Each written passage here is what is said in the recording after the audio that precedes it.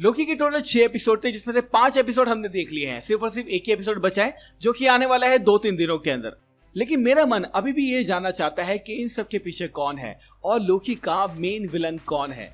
Marvel ने हमें कुछ शॉट्स ऐसे दिखाए हैं जो कि अभी तक हमने नहीं देखे हैं, जैसे ग्लोरियस वाला लोकी जो कि 2012 वाला लोकी है, एक्चुअली में एवेंजर्स टावर के अंदर खड़ा है, और दूसरा किंग लोकी। साथ साथ कासल के बाहर वाला सीन जब लोकी उसके बाहर खड़ा है, अंदर जाता हुआ जो सीन है, ये सीन अभी तक हमें नहीं देखने को मिले हैं। मुझे लगता है कहीं ना कहीं मुझे पता चल चुका है कि इन सब के पीछे कौन है। तो गाइस वीडियो पूरी एंड तक देखना, क्योंकि वीडियो आपको पता है बहुत ज्यादा इंटरेस्टिंग होने वाली है। आज मैं आपको बताऊंगा कि इन सब के पीछे कौन है, and I think I am right.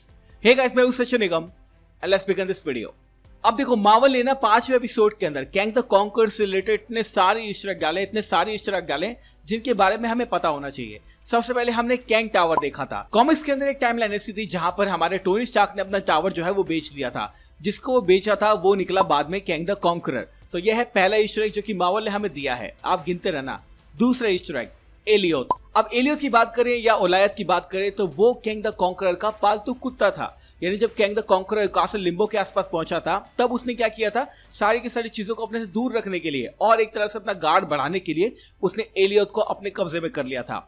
यह है सेकंड ईस्टर एग जो कि हमने लोकी के 5वें एपिसोड में देखा। हमने देखा कि किस तरह से एलियोथ जो है जो भी कुछ आता है वॉइड के अंदर उन सबको खत्म कर देता है, उन सबको खा जाता है। यह है दूसरा Easter egg Kang the conqueror को लेकर।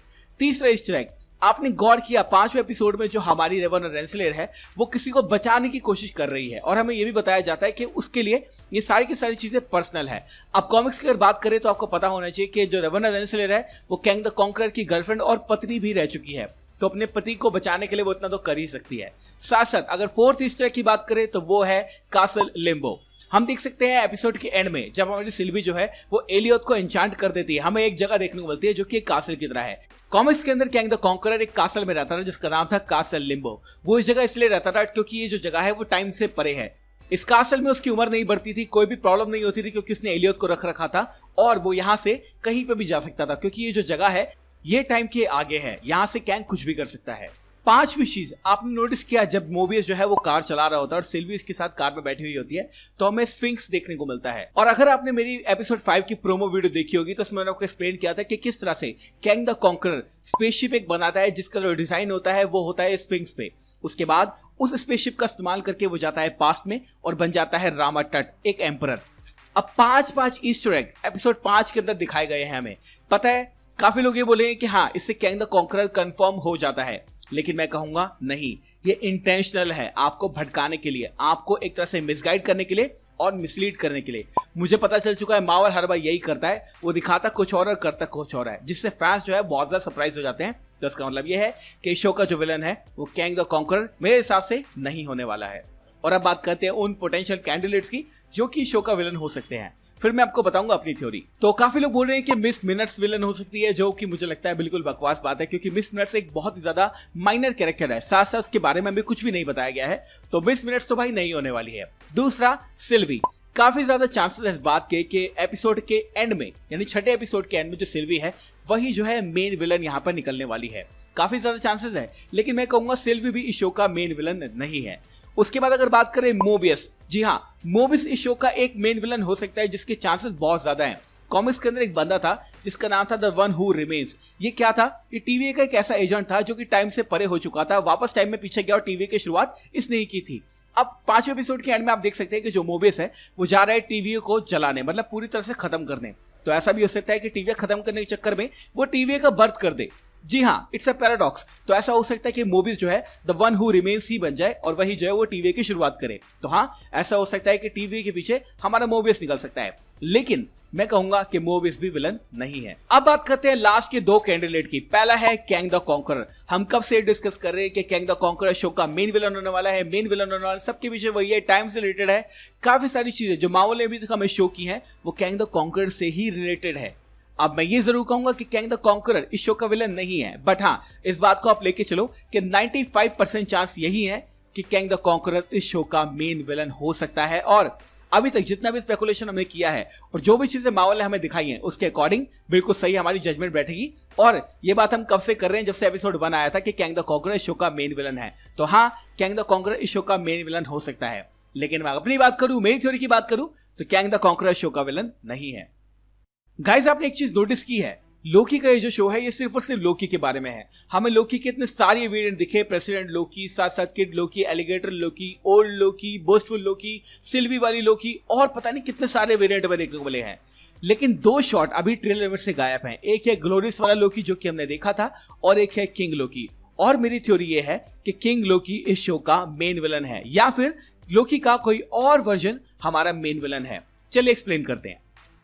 तो सबसे पहले मैं आपको एक्सप्लेन कर दूं कि जो टीवीए है उसने क्या किया।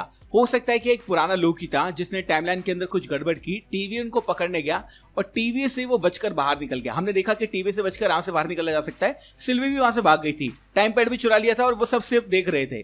तो गाइस मेरी थ्योरी ये कहती है कि लोकी जो है एक नेक्सस इवेंट क्रिएट करने के बाद में टीवीए के अंदर आया होगा। वहां पर आने के बाद उसने देखा होगा कि सारे के सारे जो लोग हैं टीवीए के उनको आराम से काबू किया जा सकता है और उसने धीरे धीरे टीवीए को अंदर से गलाना शुरू कर दिया। टीवीए के एजेंट्स का माइंड वॉश करना शुरू कर दिया, सारी की सारी चीजों पे कंट्रोल कर लिया और चला गया कासल लिम्बो के अंदर। वहां से वो रेंसलर को कंट्रोल करता है और रेंसलर को जो भी वो बात करवानी होती है वो उसको बोलता है और रेंसलर उसके सारे के सारे जो चीजें हैं उनको मानती है।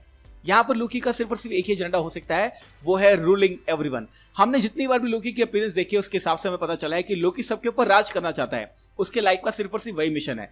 कभी वो न्यूयॉर्क पर राज करना चाहता है, कभी वो पूरे के पूरे वर्ल्ड पे राज करना चाहता है और कभी वो एसगार्ड की गद्दी पर भी बैठना चाहता है। तो बेसिकली हमने ये सीन देख लिया है जहां पर हमें किंग लोकी देखने को मिलता है और मेरे हिसाब से यही है इस शो का मेन विलन, यानी लोकी ही है इस शो का मेन विलन। पूरी कहानी जो लोकी की है वो है सेल्फ रियलाइजेशन के बारे में, यानी सेल्फ एक तरह से एक्सप्लोरेशन के बारे में।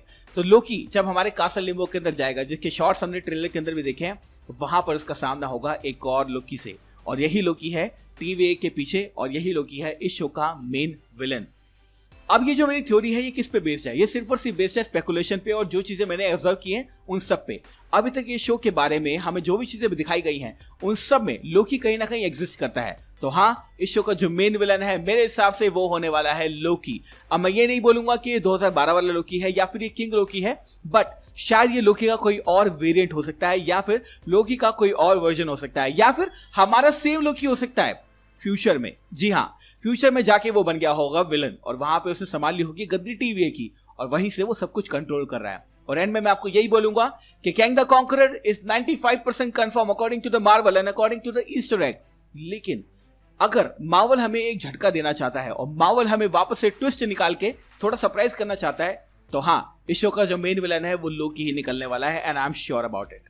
तो गाइस अब आप मुझे कमेंट सेक्शन में जरूर बताना कि आपके हिसाब से लोकी विलन है या नहीं है, या फिर अगर आपको लगता है कि कोई और विलन है तो प्लीज मुझे कमेंट सेक्शन में जरूर बताना। अगर आपको लगता है लोकी विलन है तो कमेंट सेक्शन में लिखना #लोकी। मैं समझ जाऊंगा कि आपको पता है कि लोकी ही शो का विलन है।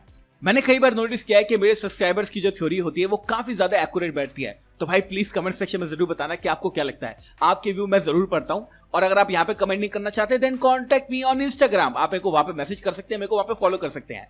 Thank you so much for watching this video. 3-4 दिन के अंदर लोकी का जो लास्ट एपिसोड है वो आ जाएगा, उसके ब्रेकडाउन का वीडियो जल्दी आ जाएगा जैसे वो आएगा।